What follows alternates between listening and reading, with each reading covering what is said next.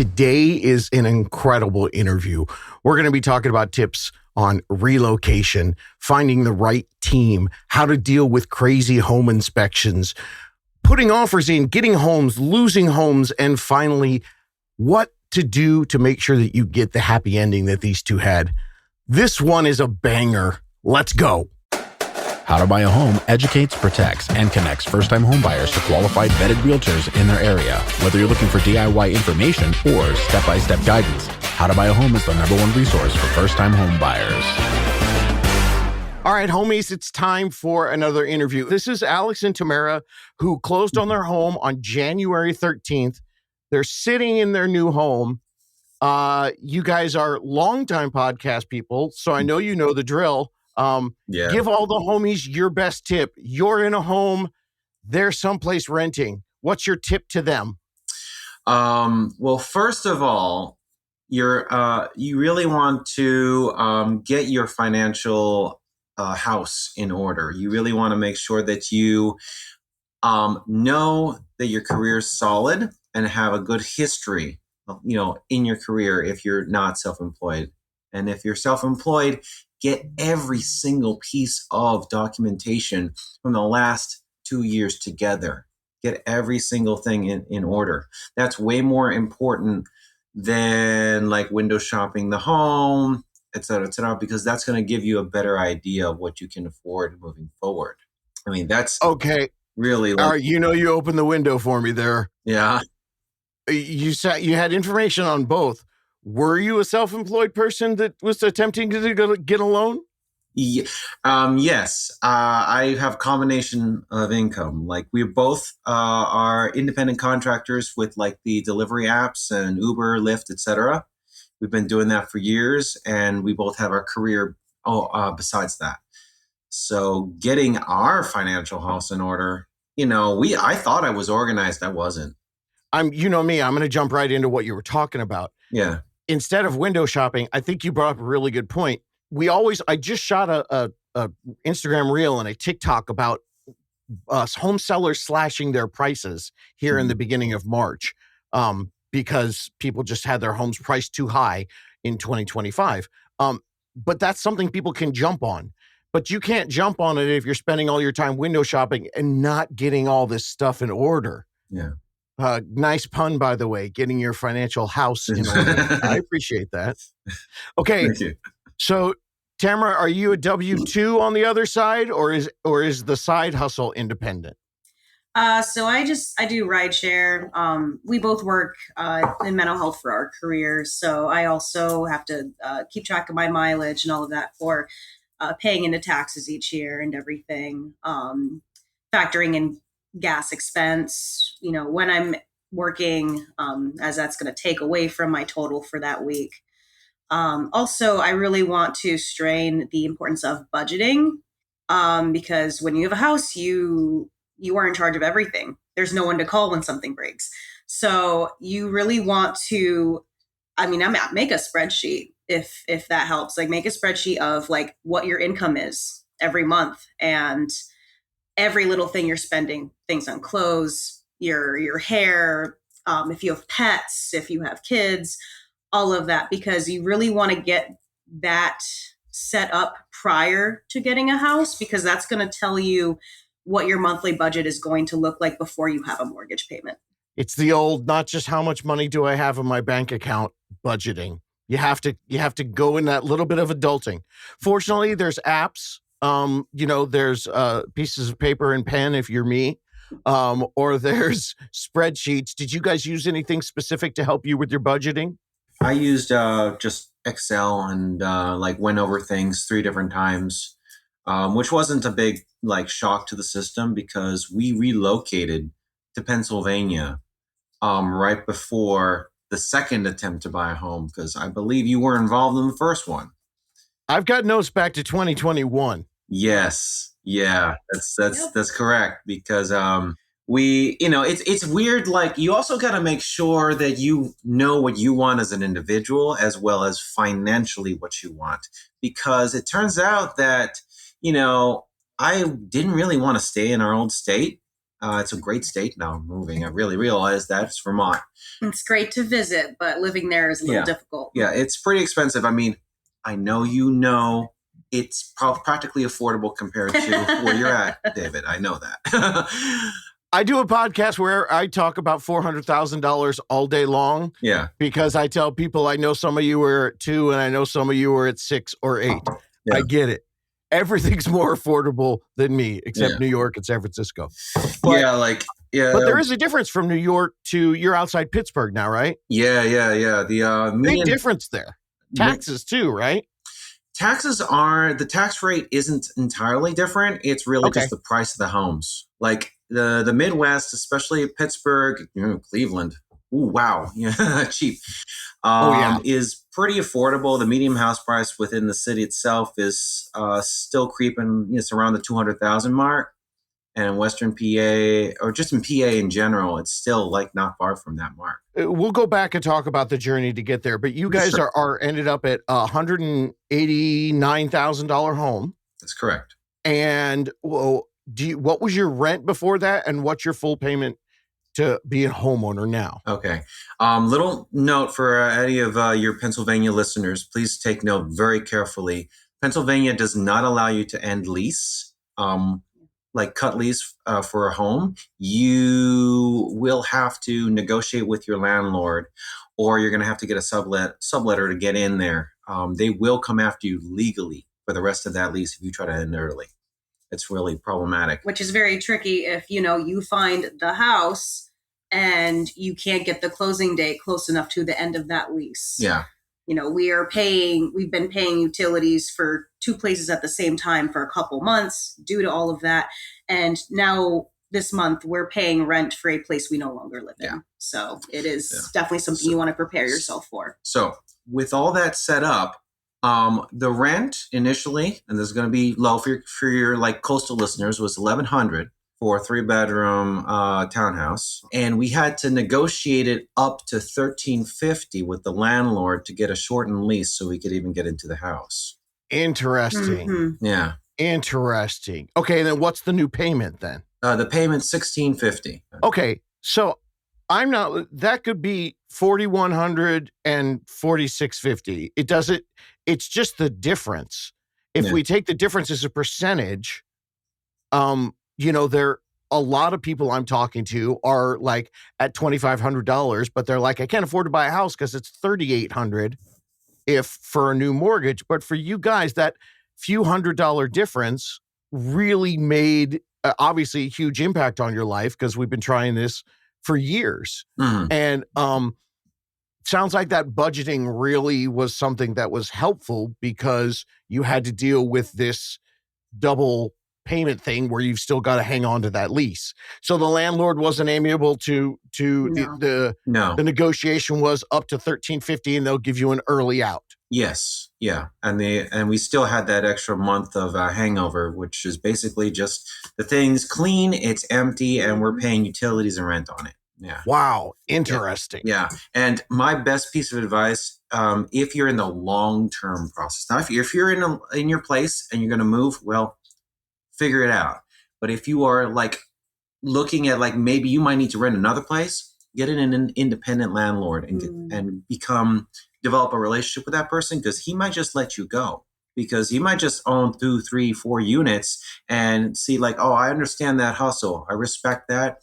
You keep the place in good condition. We'll terminate the lease early and they'll work with you. And some places will offer month-to-month lease. Sometimes it could be right away. Other times you have to be there a full year beforehand. But if they do tell you they allow month-to-month lease, make sure that is in writing. Make sure it's in the lease somewhere, because we were verbally told we would get month-to-month after the first year. And then it's coming around to us being in their year, and they want us to sign another full year lease. Yeah, they literally said they would do it, and then they presented. We were bamboozled. We were presented with the paperwork, and it wasn't in the paperwork, and we were too late in the process to back out. We were moving 630 miles. We just had to sign. Wow. Yep. Well, it's a great tip for the people who are in the process. Only about 25, 30% of the people that reach out to me are are a good year or two out. Most people do a lot of the planning on their own. Mm-hmm. But if you are one of the people who this is coming, that's a great tip. You know, you don't have to go live in your van for 6 months when your lease is up because you're going to buy a house, but you sure can kind of sacrifice in what that little temporary apartment is by finding that landlord who isn't a corporation, or by finding a month to month. You know, I've had people that were so set financially that they got to the end of their lease and they Airbnb'd for a couple months. But they were already putting offers in on homes before their lease was up. But I love that. I've never thought about that, to get away from the corporate people so they can have more flexibility. You're going to have some, potentially some sacrifices within the actual property, and that it may not be as maintained or, part of a big conglomerate, but that personal relationship, that can always be a huge deal. Mm-hmm. Yeah. Okay, you guys had so much going on. Tell me this whole story. Okay. I'm excited. Let's do it. Thank you for the opportunity. And in my experience, even if it's a big company, that doesn't guarantee you they're going to take care of the units.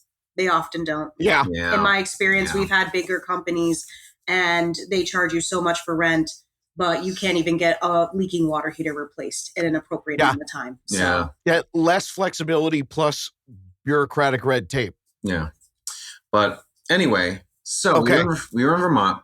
We had initially tried, before I found the podcast in 2018, to just dive into it. Started looking for a house, and we went through a normal lender that just looked to get pre-approved, and we were almost laughed at. It was not a great experience. And, come 2020, and I still hadn't found the podcast yet. We would have been able to buy. This is another tip for your listeners. We wouldn't have been able to buy in Vermont, especially at the lower rates. Like, we could have bought a house there for about $200,000 and have it be worth only $400,000 now if we had moved on that. We just weren't ready fast enough. Now, well, that too, but we didn't have the information. Like, I'm a huge car enthusiast. Cars are a big passion of mine. So 2020, before the cars got jacked up, I knew it was coming. I went and got a car. I wore PPE and stuff, got on a plane, went to Florida and bought a car that was drove it back $8,000 under MSRP, my only new car I've ever bought.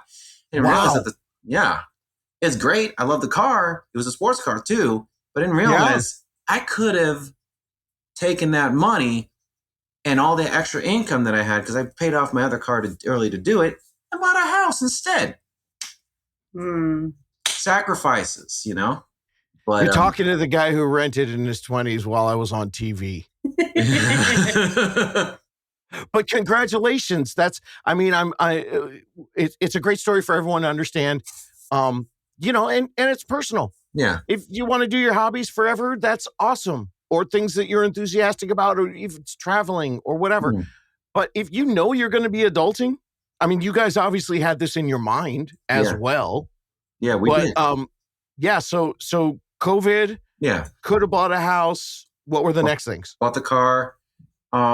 We didn't know we could buy a house. I didn't realize I had enough money at the time. Because that crappy first lender. Yeah. They didn't give you a plan. They just gave you a laughing at. Yeah. Like, you need 10% down or something. And you need all this extra income, blah, blah, blah, blah, blah. And then all these other programs. And there's a lot of helpful programs in Vermont. It's that type of state. It really didn't connect the dots for us there. Fast forward to 2021, I start to think about this because the rates are so low. I'm like, wow. And I could afford to do it, even with making the car purchase. This is another important thing. This was before the housing situation got really jacked up in late 2021 and 2022. So we started, and this is when I started to listen to your podcast, David. And I introduced her to it, and I kept telling her, it's like, we can do this. We can. I know. I'm not trying to roll credits, use your use your slogan, but it's not that inventive of a catchphrase. Yeah. We all say it. I get it. Yeah. I did actually find a decent realtor that we work with. Very good. Very, very good realtor. Not one of your unicorns. And the problem was never her. She was always a very good realtor. Full disclosure, she was my best friend's mom. Okay. Great. But she's very good. Great. The problem is that she wasn't connected to a good lender. So we found a house in Vermont. There was a lot of sacrifices to do it because, again, the car, but still, we found a really nice house and we made an offer on it. And the lender wasn't very good at checking our credit. And it all got botched up. Like, not only did the offer get rejected, but it turns out as we went through the process, the loan wouldn't have been accepted anyway because the lender wasn't good at crossing their P's and Q's. So we lost the house, in other words. Was this the first one? This was the first one in Underhill. Yep. And ironically, they had accepted we offered above asking. The offer they accepted was actually less than we offered. Yeah. So it was quite a self-esteem hit for our first attempt. Yeah. Well, your best friend's mom, that lender, that's a big bummer for her, but that lender basically lost her business forever. Yeah. Yeah. That stinks. Yeah. And she found a better one later as we went through the process. And we found another house that was way, like, where it was is an area that's very, very, I wouldn't say it's growing fast, but it's growing in Vermont, which is rare. And it's close to Burlington, the only major city. So it's an area that's just skyrocketing value. Most houses sell for $350,000 at the time, and the house was $200,000. So we were like, wow, let's go. 2-bed, separate garage, 3-bedroom, 2-bathroom. Like, what? And this is another thing we're going to bring up that's for your listeners. We go ahead. We have the correct lender this time, not one of your unicorns, but a good one that checked things properly. We move forward. We make an offer and it's accepted. So we're into the full process of everything. And then we get a really good home inspector. Yeah. And do not skip your home inspector. Yeah. This guy is worth his weight in gold. Do not. I'm blown away at the people who, when they look at the home inspector prices on a $200,000 home, and say this is $500 guy, the $600 guy, the $800 guy. Really? You're going to skimp on that? Well, I mean, more than money, and we'll get to that once we get to our story about Pittsburgh, but cool. Go ahead. This guy was just, $500. He was fantastic. Wonderful. Very cool. Yeah. Inspiring. I almost wanted to switch my career. If it wasn't for wanting to buy a house, I would have let's look into this as a career, because I was like, this is good work. Yeah. And he found black mold underneath that house, which is a huge no-no for me. I've lived in 3 rentals in my lifetime with black mold, and I have permanent lung damage from it. The first one, I never had asthma. I was a very healthy kid, lived in it for 6 years as a kid, and now I have permanent asthma. Yeah. And so we could not buy a house with mold in it. That just absolutely was out of the question. Yeah, it had mold. And you got to wonder if that's why it was priced lower than the rest of the community. Did they know that? I'm always looking for hidden nasties. Yeah. If it's too good to be true, there's something in there. Well, it was a modular, not like a manufacturer, but a modular from the 70s that was put on concrete blocks. And then there was 2 additions onto it as well that were homemade, like owner made on pylons. And then the bathroom reno failed, and the water leaked into the underneath of the house and caused mold. And he got in there. By the way, this man has 1 arm, and he was crawling under there and finding all the details for us. Wow. Yeah. This I wish I remember his name for anybody who's listening from Vermont, but anyway, so he found that out. The owner, and there was a couple other issues with the house, minor, like, leach field and stuff. And the owner was willing to work with us with everything except the mold remediation. And I was already very disillusioned with Vermont. The prices were skyrocketing. I've been wanting to leave for years. We were already just planning on using the house as a springboard to get out later anyway. So we decided, no, throw the baby with the bathwater out. Let's get out of here. So you pulled the deal. You got your deposit back? Yeah, we got everything back.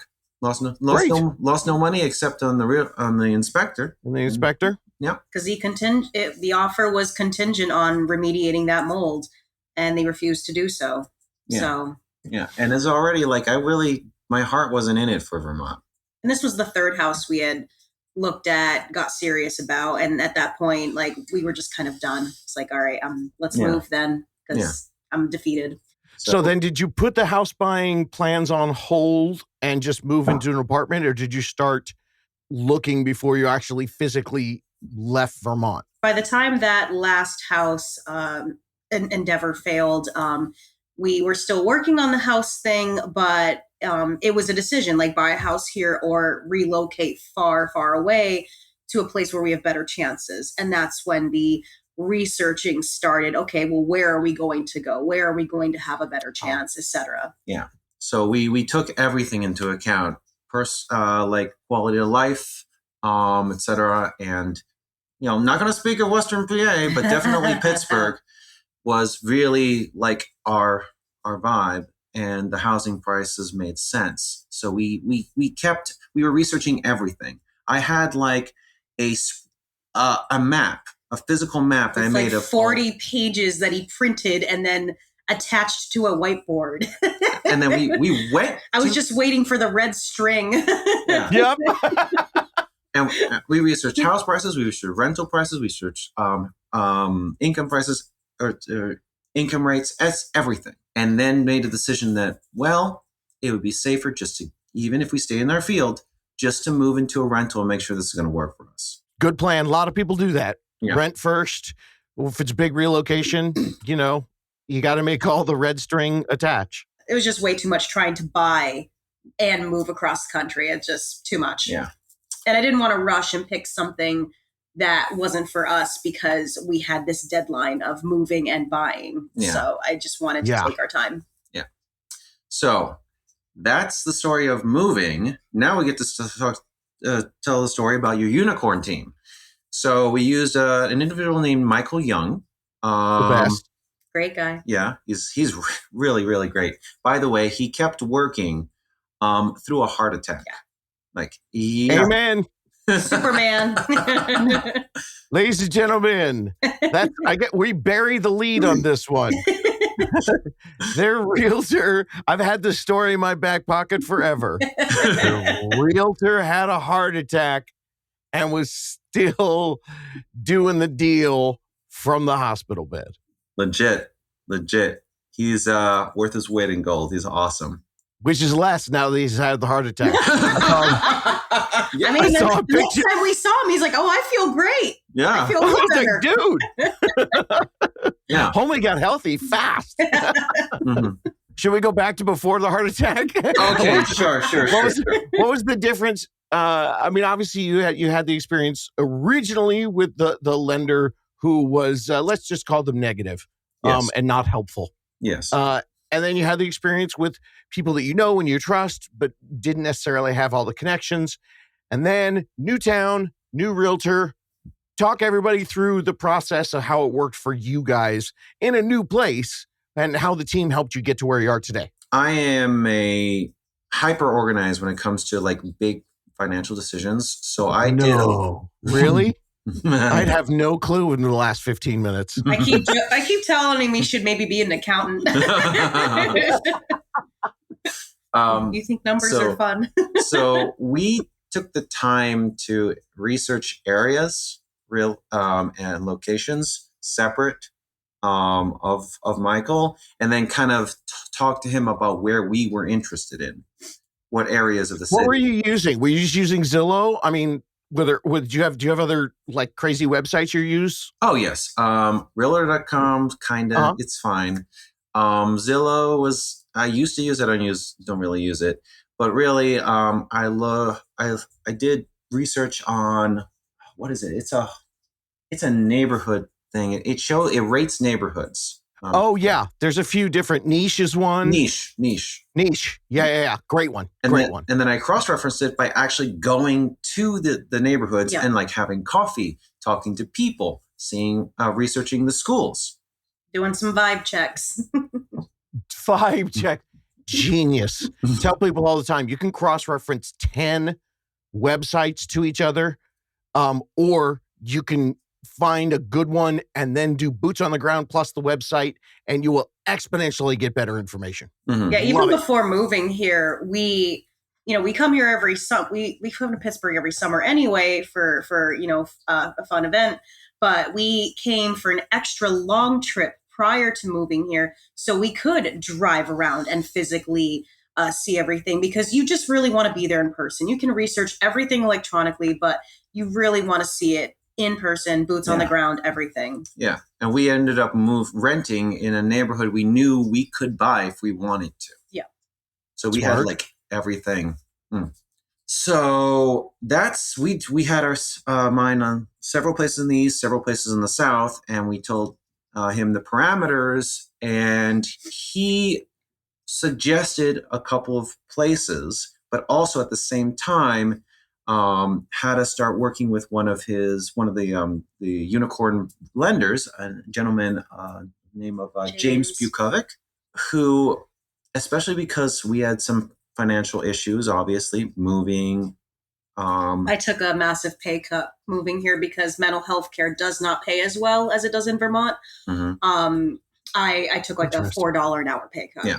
And I really Wow. liked the company, but I tried to make it work, working out Uber, working that extra job and doing overtime. But eventually I had to leave and go somewhere that paid a little better.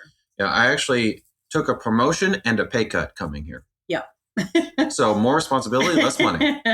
Anyway, sorry for interrupting there, but that goes into the whole thing when people tell me, okay, I can buy this $600,000 house, or I can buy this $300,000 house in Vermont, or this $200,000 house in Pittsburgh. What should I do, David? And I'm like, do you understand the amount of math I need to know? Yeah. All of those pieces. I mean, promotion, pay cut, side hustles. And if you get a raise, it's going to affect your locked rate for your house. There are so many pieces of that puzzle. It's so great to hear straight from the horse's mouth all the things, yet it still ended up being fiscally and, as you said, emotionally, vibe-wise, the right place for you guys. Yeah, yeah.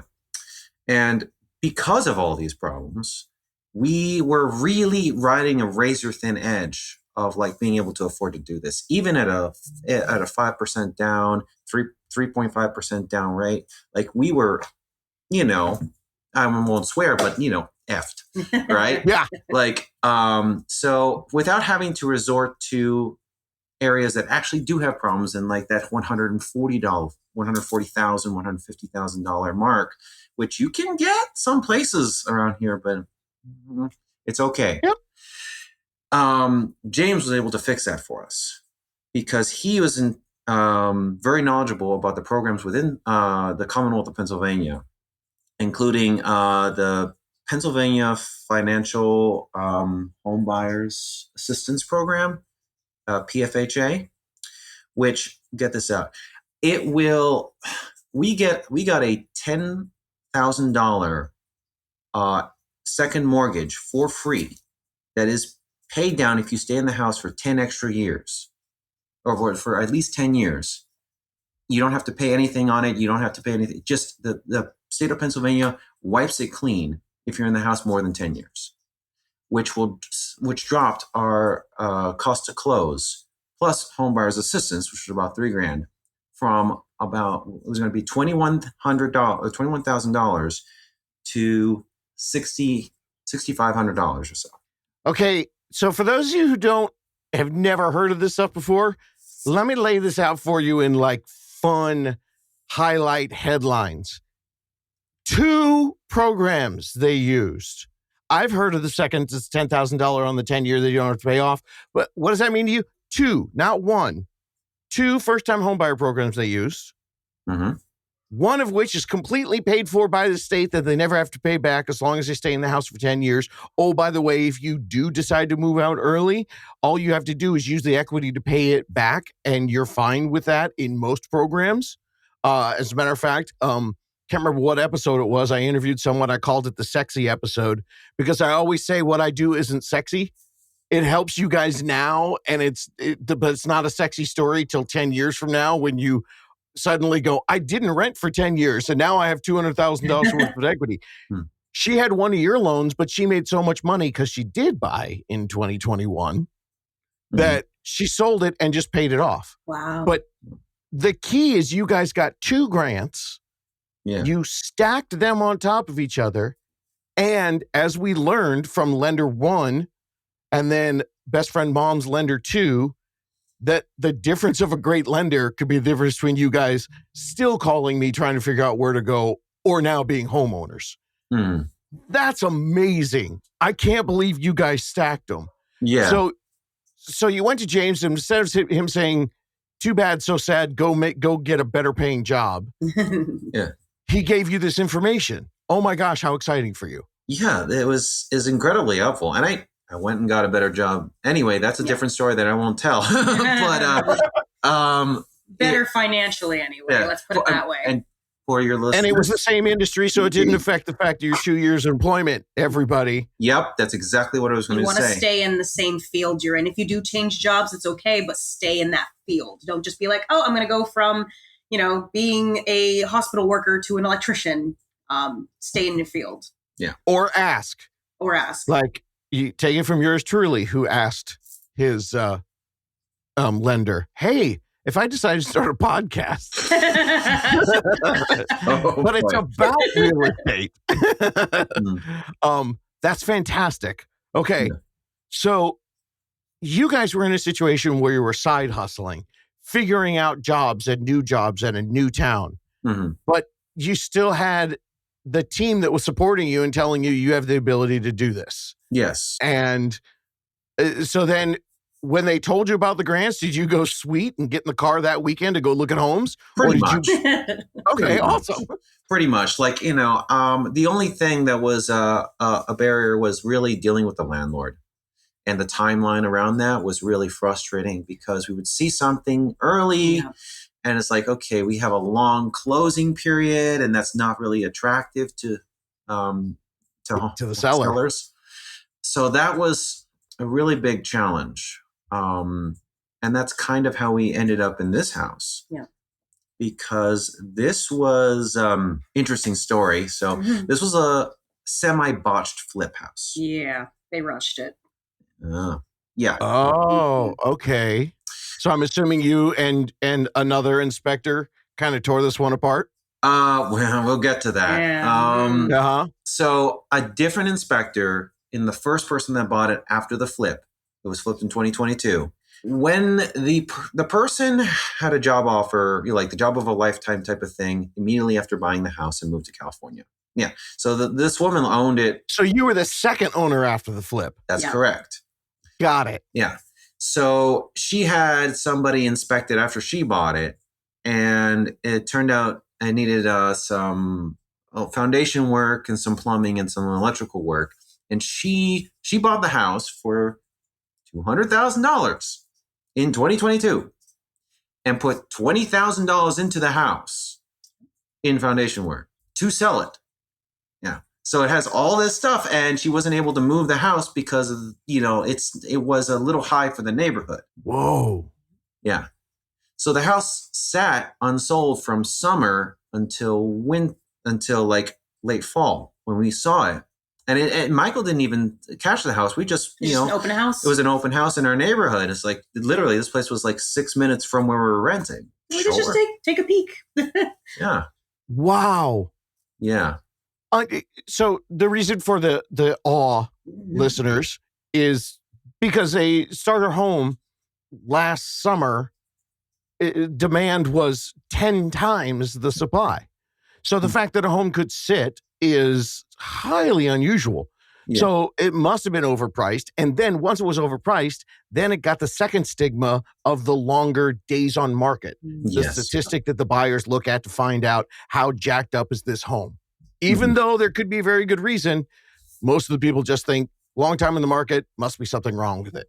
Yeah. So open house, and you guys just went in. So then what was the next steps trying to figure out how to get this overpriced house and make sure that it was correct for you guys?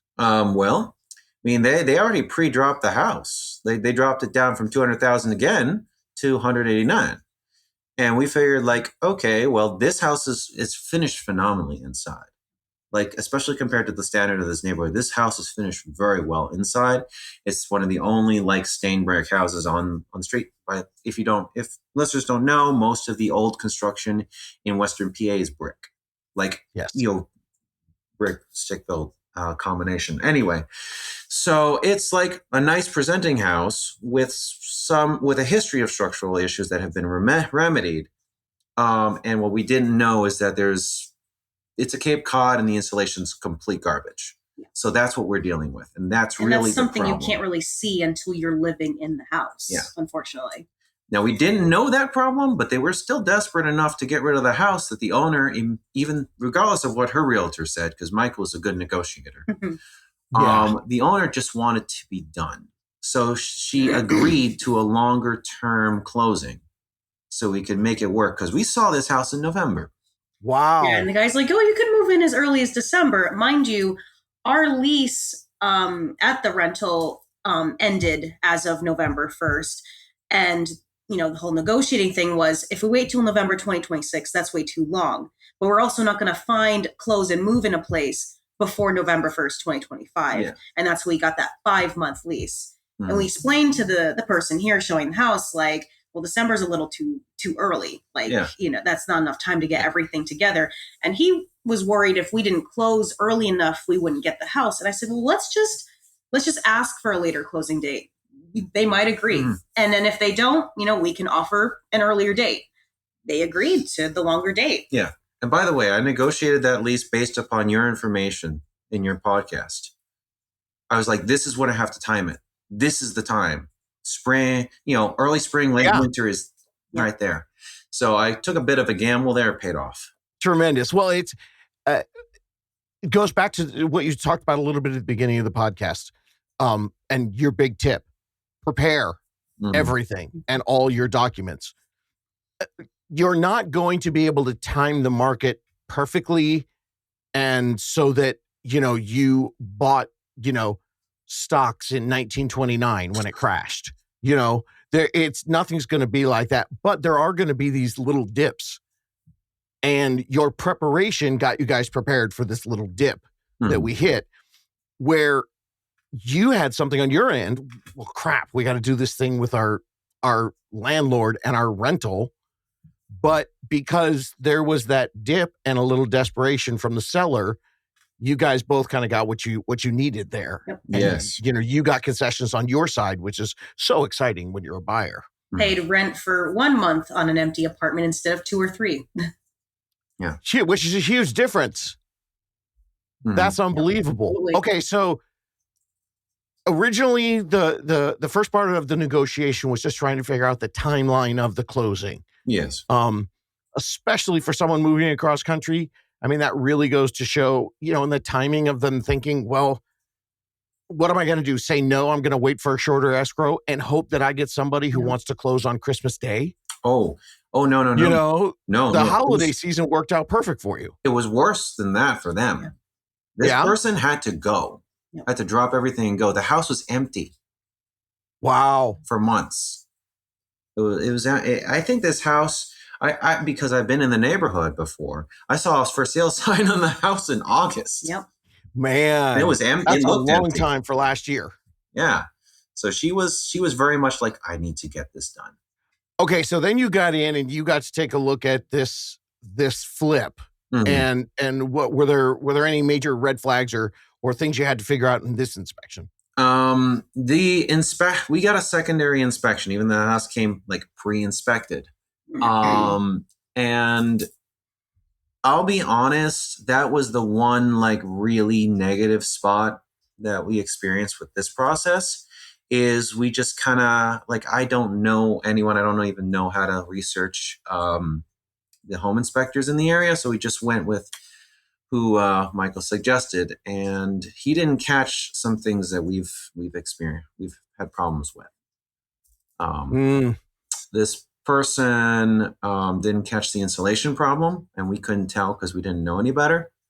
Like literally, you had piles of R7 useless insulation stuffed in the corners of the roof from like the 1950s when the house was built.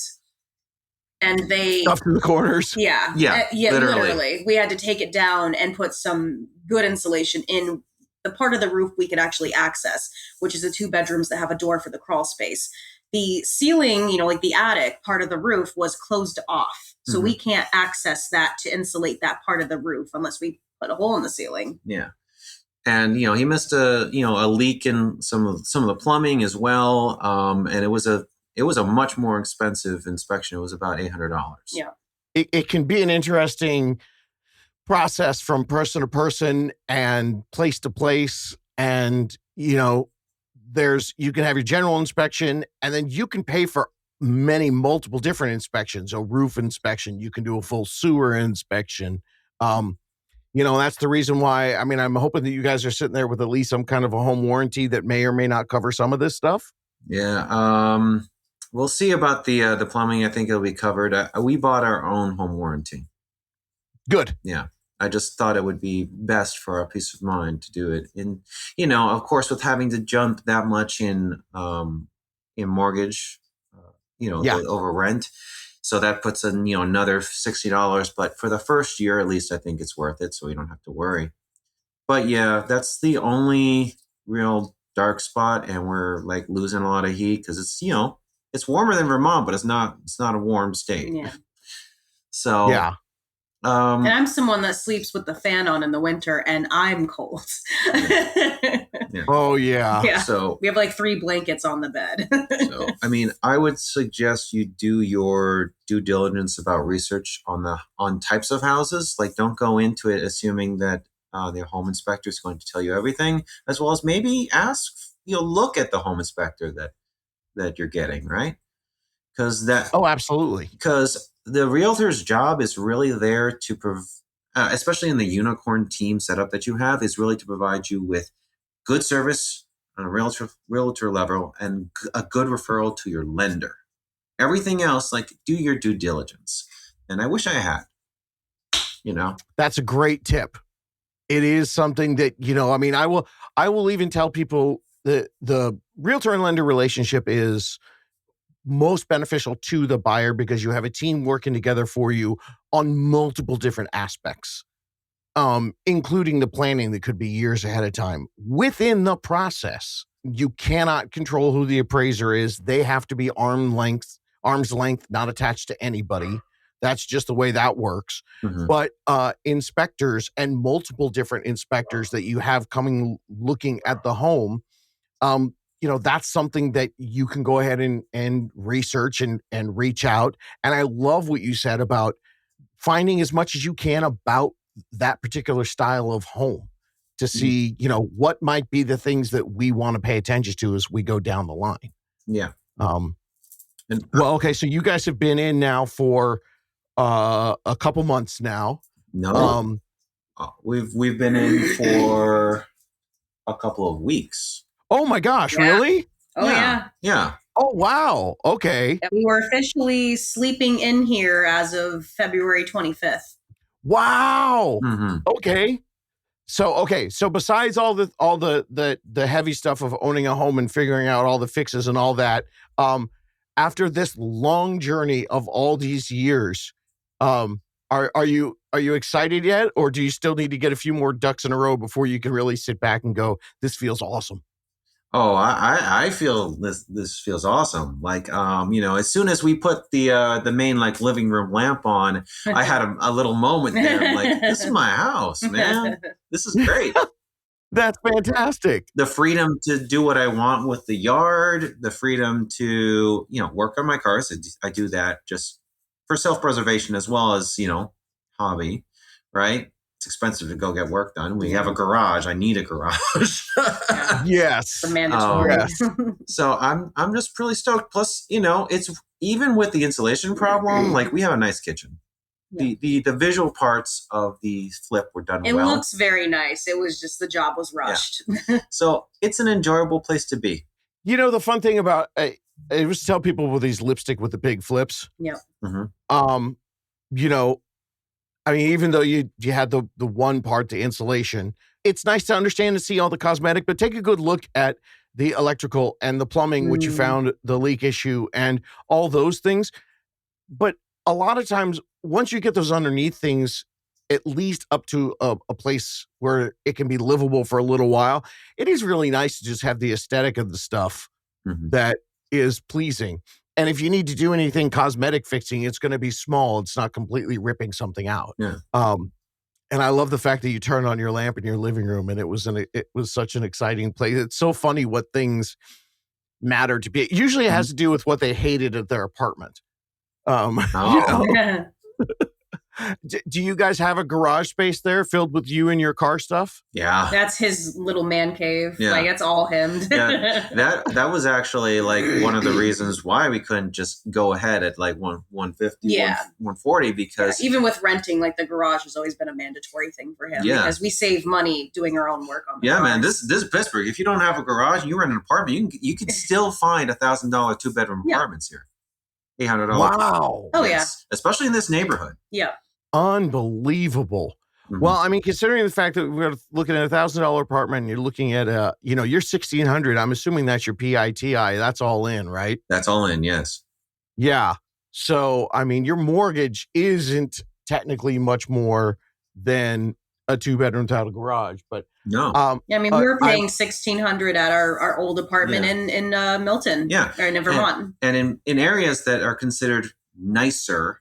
I have issues that this isn't the podcast to bring it up in, but issues places that are nicer in the Pittsburgh area, you'll still have townhouses and apartments going for 16, 18, $2,000. So wow, I don't feel that bad about this, really. Yeah. Well, it's an incredible, I mean, value-wise for, Mr. Wannabe Accountant. As you progress and as you move forward, like I said, the story's semi-sexy now, but my goodness, how sexy is the story going to be in 3 or 4 years? Considering what you guys have done to get here, to have gone through this, through multiple different iterations, to make the giant decision for you guys to pick up and move together and have this whole new life. I love, Tamara, I love you talking about the vibe check. Such a great, smart thing to do when you guys are going there. And the side hustle, you guys kind of mentioned it quietly, but I want you listeners out there to understand that, these are people who made their decision economically, but the whole time they're making those decisions, it wasn't just waiting for the market to give them their actions. They proactively went after it. And that's highly commendable, you guys. So what an incredible journey and what an incredible story. Do we miss anything? Are there any other nuggets you want to give to the peeps out there? Yeah, there is. Okay.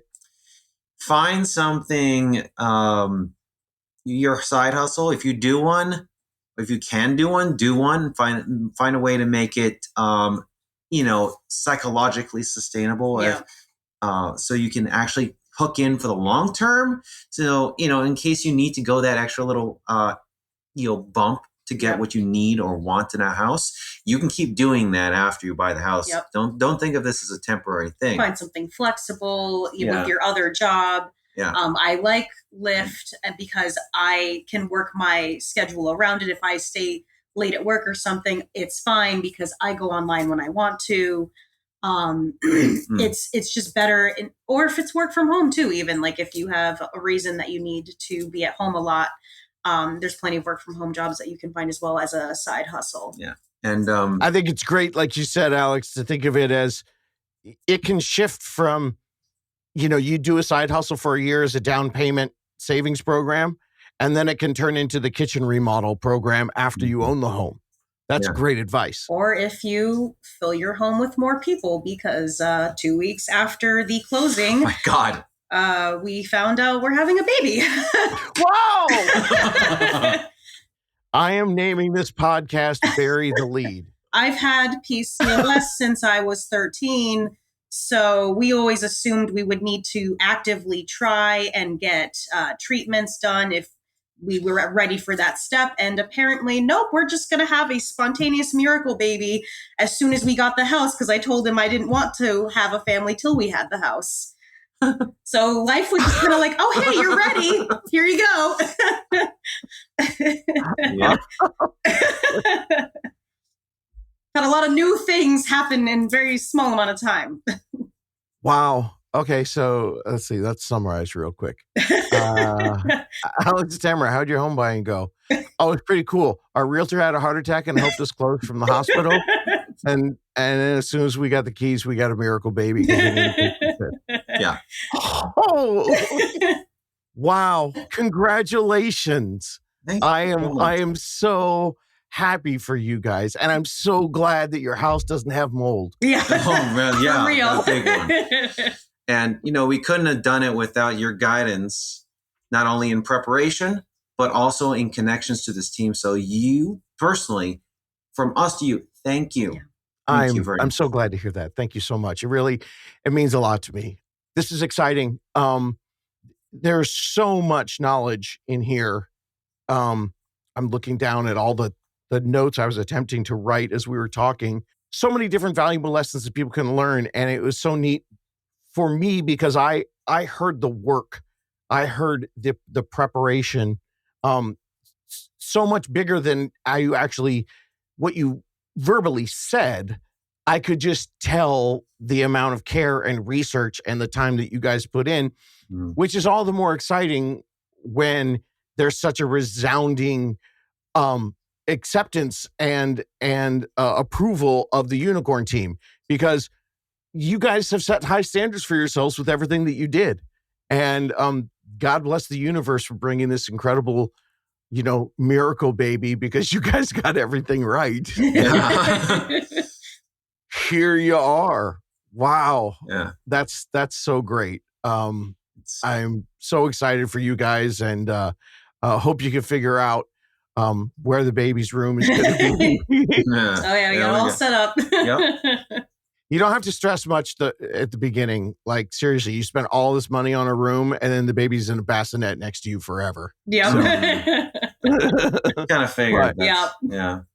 Some incredible great tips there, and I appreciate you guys so much. And you really have made my day. I'm really glad. Thrilled. And Tamara, I love your panda mug too. Oh yeah. Oh yes. Extremely cute for those of you who are missing the video. Thank you so much, guys. And I look forward to coming by on my East Coast swing. And who knows, if it's not for a little while, maybe I'll get to come by and see the whole family. Oh, that'd be awesome. Thanks, guys. Thank you, David. Well, that story was inspirational and motivational. And probably one of the most exciting things for me about it was, of course, to hear all the amazing new chapters that are going to be happening in their life because of this decision to go ahead and buy a house. But I'm such a nerd. I loved all the things and the tips and the tricks that they talked about for their journey to get there. Starting with number one, organizing their financial house. Understanding that documentation is critical, especially if you're self-employed, you have mixed income, side hustles and things like that. Knowing that budgeting was an important part of getting ready to buy a house as well. Figuring out which budgeting apps to use and knowing where the money goes. Setting yourself up by not just looking at your savings account and saying, well, we don't have enough money to buy a house, but actually starting on the documentation, the budgeting, and the planning. So instead of just putting money in your savings account, having that be the one thing that makes you feel like you're moving forward, you're actually working a complete organized plan. That's how you really know you're taking steps forward. The other thing they talked about was the lease agreements. Now, I go deep into options on breaking your lease early or staying with your lease in episode 246. They ran into some stuff in their specific region in Pennsylvania. So make sure that you go back and listen to that episode, and don't let the end of your lease be your starting point if you haven't looked into how to strategically break your lease, because it might end up being more financially beneficial for you in the long run. They talked about relocation and researching when you're trying to go someplace else. I always tell people, if you've got the right unicorn team, it doesn't matter if you're not in the state yet, they can help you both verbally through email and virtually, FaceTimes and videos to help you get to know the area. And then see if you could figure out how to get your own boots on the ground research, maybe before you live there, to visit neighborhoods, have coffees in places, talk to the locals, vibe check it. That was really interesting and a great tip that came from Tamara and from Alex. And using tools like niche.com, it's a really great one. And then another thing that I talked about was getting, the right team. Now, I know I talk a lot about using Unicorn Team. Whether you decide to use ours or find one on your own, they need to be that expert, that unique, that special unicorn person, because bad lenders equal lost deals. I mean, their experiences with losing homes because of disorganized lender, it happens. And good lenders end up saving deals by understanding the first-time homebuyer grants. Oh my gosh. Yeah, let's talk about that. They stacked 2 grants, a $10,000 forgivable second mortgage, which came from their specific area. So I can't list all of them here on the podcast. That's why my number 1 tip to you is find a local pro who knows all about that. And then they stacked a $3,000 down payment assistance grant on top of it. Having that right unicorn team is really, truly the best way for you to find out everything that is possible, not just find out the minimum. Speaking of the minimum, they did talk about home inspectors. I've been saying this all the time. Don't chintz out on your home inspector. Be willing to pay for a good one. Bad inspectors will miss problems, and it'll cost you money in the long run.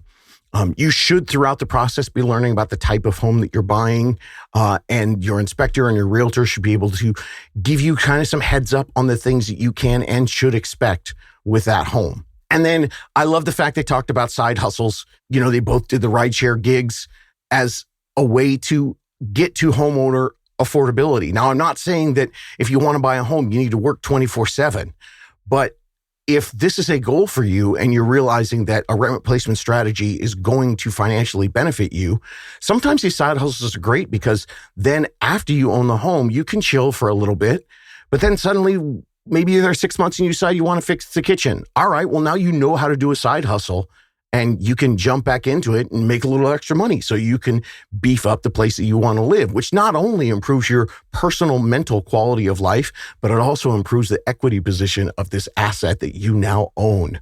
And of course, finding ones that fit your mental health is a big thing. And I think the biggest tip they had was embrace the long game. They talked about, it being an emotional and a financial payoff when you embrace the long game. Their persistence paid off after years and years of preparing for this, and then even getting into it and having setbacks with the first home and the first lender, and moving and not moving. All those setbacks for them, they were persistent and pushed through it. And because they remained flexible and patient, and my biggest P word, I said it and I'll say it again, persistence. Even if it feels like you're spinning your wheels, well, that's what you have your team for, to make sure that you're staying on track. And, I love telling everyone to celebrate the small wins, like turning your first lamp on in your living room, because it represents such huge achievements for you. If you've got personal questions, go to howtobuyahome.com. There's a button you can just ask David. There's also a place you can ask for a unicorn team, and there's also hours and hours of free content. We're starting a revolution here at How to Buy a Home. Don't just listen. Don't just research. Find some steps and get your plan started, because eventually you want to do this. And the good news is, with the right plan, you can do this. Looking for more DIY education or your own personal step-by-step guidance through the home buying journey? Since 2019, How to Buy a Home has been the #1 resource for first-time home buyers. So visit howtobuyahome.com to get started.